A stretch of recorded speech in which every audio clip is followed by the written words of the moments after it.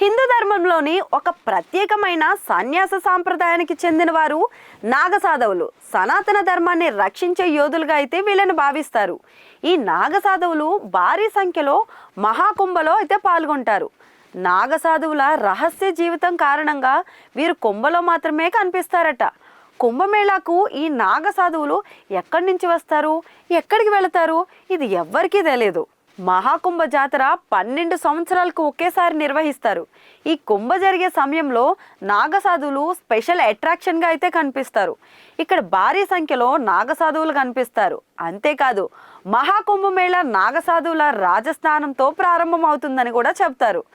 అయితే జాతర తర్వాత ఈ సాధువులు ఎక్కడా కనిపించరు. అప్పుడు వీరు ఎక్కడికి అదృశ్యం అవుతారు?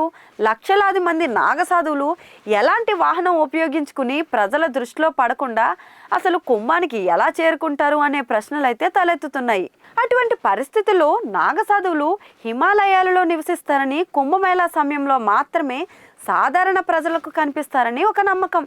కుంభలో పాల్గొనే 2 అతిపెద్ద నాగ ఆకారాలు మహాపరినిర్వాణ్ ఆకార, వారణాసిలోని పంచదశనం జునా ఆకార.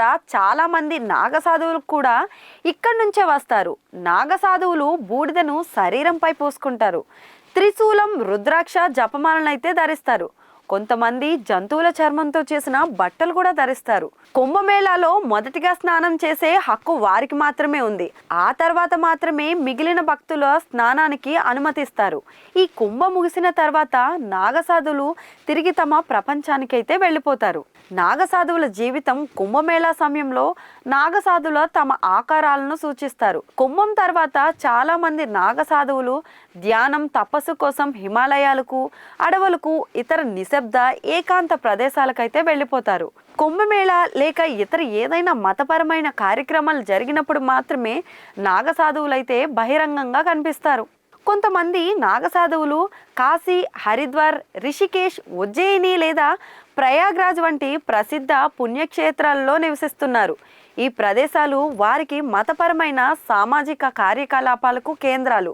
నాగసాధువుగా మారడం లేదా కొత్త నాగసాధువుకు దీక్ష ఇవ్వడం అనేది ప్రయాగ్, నాసిక్, హరిద్వార్, ఉజ్జయినిలో కుంభమేళా జరిగే సమయంలో మాత్రమే జరుగుతుంది. అయితే ఇప్పుడు వీరిని నాగులు అని పిలుస్తున్నారు. ఉదాహరణకు ప్రయాగలో దీక్ష తీసుకునే నాగసాధువును రాజరాజేశ్వరుడు అని అంటారు.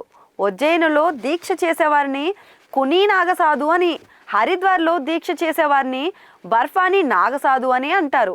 దీనితో పాటు నాసిక్లో దీక్ష చేసేవారిని బర్ఫానీ, కిచిడాయియా నాగసాధు అని కూడా పిలుస్తారు. వీళ్ళంతా కూడా ఆధ్యాత్మిక యాత్రలు చేపడతారు.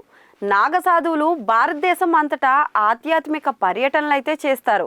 వివిధ దేవాలయాలు, మతపరమైన ప్రదేశాలను సందర్శించడం, మతపరమైన కార్యక్రమాలలో పాల్గొనడం ద్వారా తమ ఉనికినైతే చాటుకుంటారు. చాలామంది నాగసాధువులు రహస్యంగా ఉంటూ సాధారణ సమాజానికి దూరంగా తమ జీవితాలను అయితే గడుపుతూ ఉంటారు. వీరి ఆధ్యాత్మిక జీవన శైలి వీరిని సమాజం నుంచి వేరుగా, భిన్నంగా అయితే చూపిస్తుంది.